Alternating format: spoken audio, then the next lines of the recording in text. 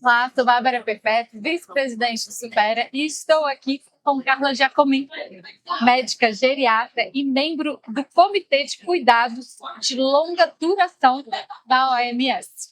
A senhora é médica, geriatra, pesquisadora do Núcleo de Estudos em Saúde Pública e Envelhecimento, Unesp da Fiocruz, consultora da OMS e com uma larga experiência em políticas públicas.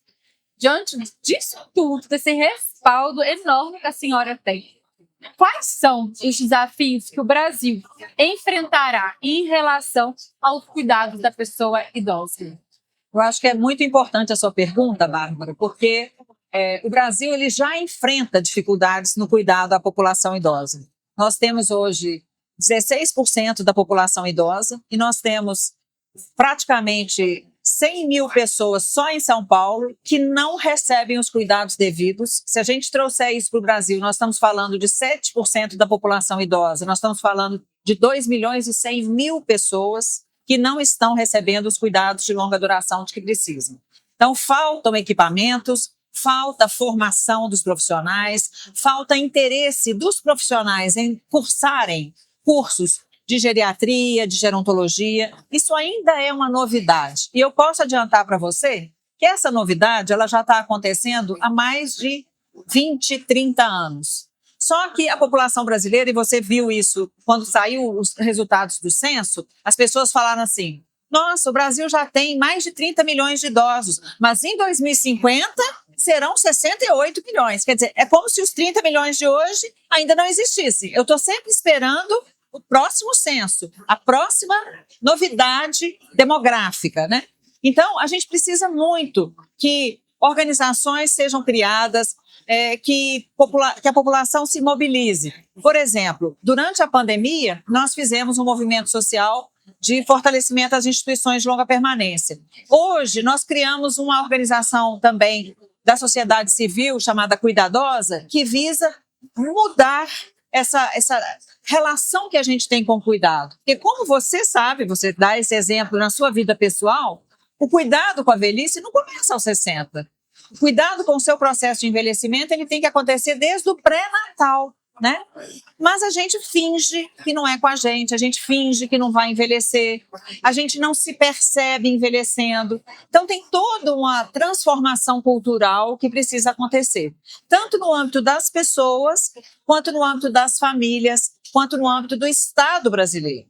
O Estado brasileiro, ele acaba dizendo que é papel da família cuidar, e ele se desresponsabiliza desse cuidado. Nós precisamos melhorar muito a nossa relação como cidadãos e reconhecer o cuidado como uma necessidade, como um direito, né? E também como uma oportunidade das pessoas serem melhores. Muito obrigada. E o relato que a doutora trouxe aqui, hoje, na faixa dos 36 anos, eu já frequento um geriatra há 3 anos. Sempre a fala da doutora, e eu concordo e assino embaixo, nós temos que começar a pensar no nosso envelhecer no agora. Se você é uma criança, no pré-natal, se você é um adolescente, ou se você é um adulto, ou se você já está chegando aos 60 anos, principalmente. Agora, doutora, quais avanços do Brasil tem apresentado em relação ao anti-idadismo comparado com países latinos e outros países, outros continentes? Eu diria que a questão do idadismo, que é esse preconceito contra o envelhecimento, essa discriminação, essa forma de ver a pessoa no seu processo de envelhecimento como uma pessoa com menos valor, esse é um problema mundial. Tanto que a Organização Mundial de Saúde tem lançado vários materiais nessa direção e propôs a definição da década do envelhecimento saudável, exatamente conclamando tanto a sociedade, a mídia, os políticos, os legisladores, a mudar a forma como a gente pensa, como a gente age, como a gente sente o envelhecimento. O Brasil, ele ainda é um país muito, vamos falar, tímido em ações anti-idadistas. Por quê? Nós somente agora estamos admitindo que somos um país racista. Somente agora nós estamos admitindo que nós somos um país sexista. um país homofóbico.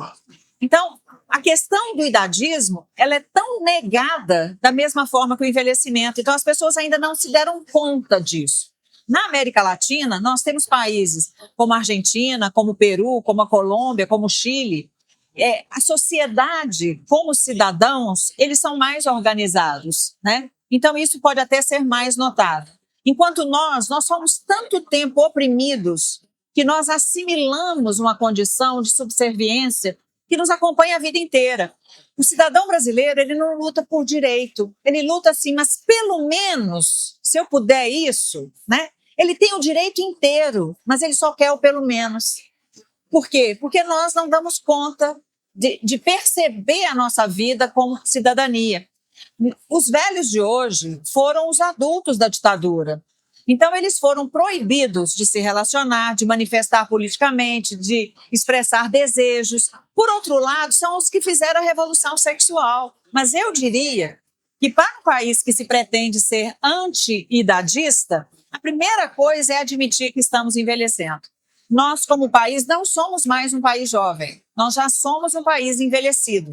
A gente considera envelhecido uma sociedade que tenha 7% de idosos. Nós já temos 16%. Né? Belo Horizonte tem 20%. Nós temos cidades no Brasil que são ainda mais envelhecidas. Os nossos estados mais velhos. Né? E, apesar disso, o sistema de saúde continua agindo da mesma maneira, o sistema de assistência social da mesma maneira, como se o envelhecimento não fizesse parte de uma grande mudança estrutural que está acontecendo. A senhora preconiza a leitura como sendo um importante estímulo para diversas áreas do cérebro, especialmente em pessoas idosas. Qual é a importância de atividades que estimulam e desafiam o cérebro para um envelhecimento ativo e saudável? Olha, nesse mundo televisual, né, é muito importante que a gente passe da tela e que a gente atue de forma prática, que a gente construa as nossas habilidades desde as crianças, por isso tanto esforço de que as crianças fiquem fora da tela e aprendam a manusear objetos, a ser desafiados com quebra-cabeças, que fantasiem, né? A criança precisa aprender a fantasiar, porque isso vai trabalhando a nossa estrutura cerebral.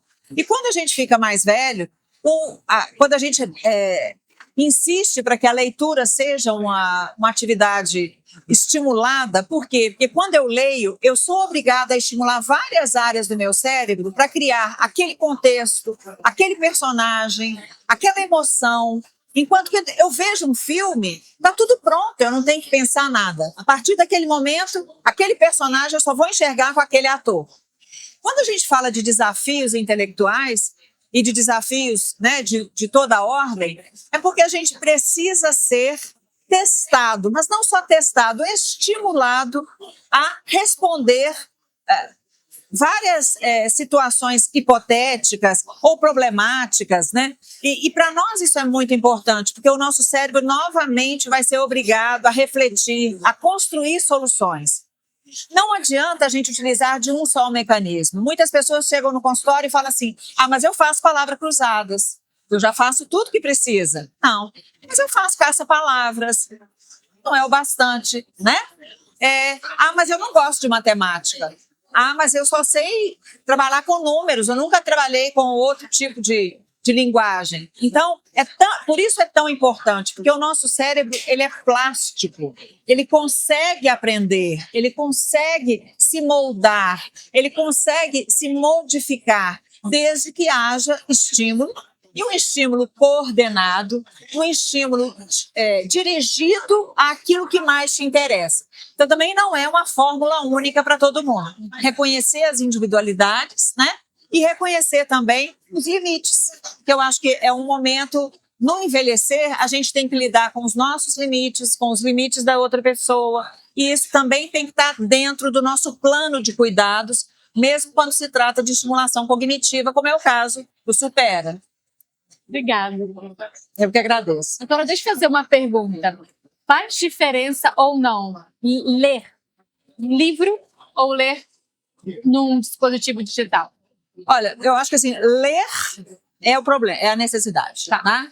Agora, as pessoas mais velhas têm muito mais habilidade e interesse no livro físico. Tanto que os mais jovens, eles pegam o livro físico e ficam passando assim como se fosse mudar. Eu nunca né? vi. Eu já vi. Né? Por outro lado, por exemplo, o Kindle, o tablet, tem a vantagem de você poder aumentar a letra e aí você corrige uma dificuldade para o idoso. Entendeu? Então, eu acho que vale tudo.